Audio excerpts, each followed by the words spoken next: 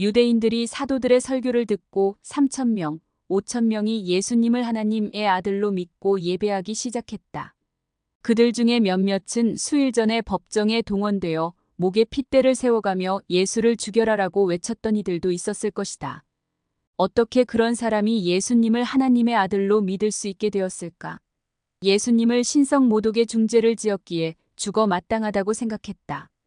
그런데 예수께서 살아나셨다는 증인들이 나타나기 시작했다. 두 사람의 증인만 있어도 법적 효력을 갖게 되는데 셀 수도 없는 사람들이 부활하신 예수님을 보았다고 증언했다.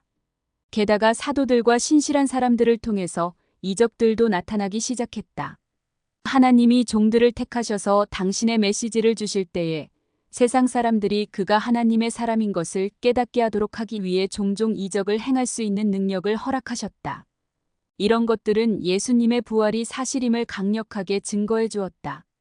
사도행전에는 사도들의 설교가 여러 편 기록되어 있는데 그 주제는 예수님의 부활이다.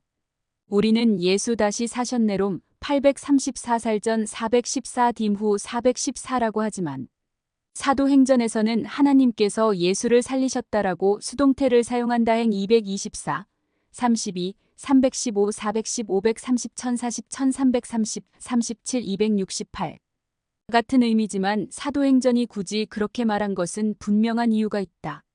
예수님이 죽임을 당한 직접적인 이유는 자신을 메시아로 하늘 구름을 타고 오는 인자라고 주장했기 때문이다.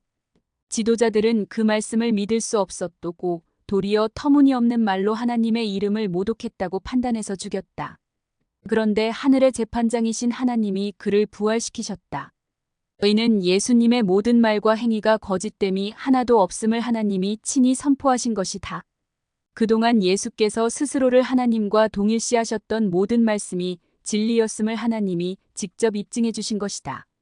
그래서 바울은 예수님의 부활 이갖는 의미를 이렇게 말한다. 죽은 자들 가운데서 부활하사 능력으로 하나님의 아들로 선포되셨으니 곧 우리 주 예수 그리스도시니라롬 14. 동시에 예수님의 부활은 죄 없는 사람을 죽음으로 몰고 갔던 세상과 그 배후에 역사했던 사망의 세력 사단이 심판을 받았다는 뜻이기도 하다. 죄 없는 자를 죽인 자는 자신이 피를 흘려 죄값을 치러야 한다신 1913. 즉 죄 없는 이를 죽였다면 죽인 자는 반드시 죽임을 당해야 한다. 사망 권세자인 마귀가 예수님을 죽였다. 아담 이후로 모든 인간은 죄인이니 다 죽어 마땅하다. 그런데 예수님은 죄가 없으신 하나님의 아들이다. 하나님이 예수님은 죄가 없으시다는 증거가 부활이다.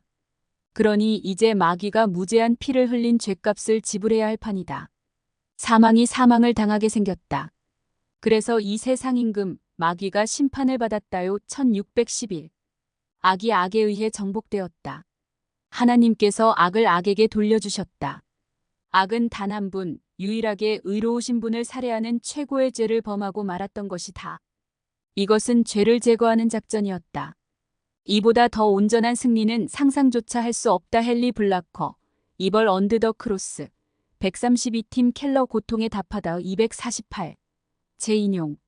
깊도다 하나님의 지혜와 지식에 부요함이여 그의 판단은 측량치 못할 것이며 그의 길은 찾지 못할 것이로다.